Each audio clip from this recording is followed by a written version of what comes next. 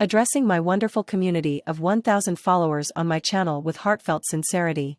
I made that in less than 2 minutes. Watch this quick tutorial and follow each step to the end. First, we were need a great sounding AI voiceover. So we go to Lovo.ai. Everything in this tutorial will be for free. So we'll choose the free plan. Visit the online platform and choose New Project. Pick a voice that you like.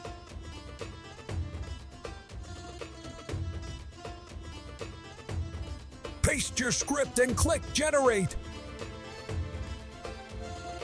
You have 20 minutes of credits for each free trial account.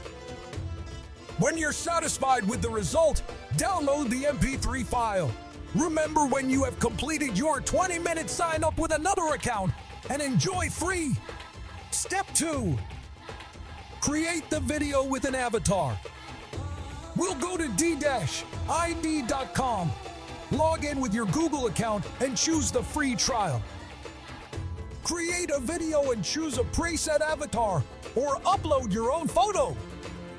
On the right, you can use the voiceover generation tool or upload your own recorded script.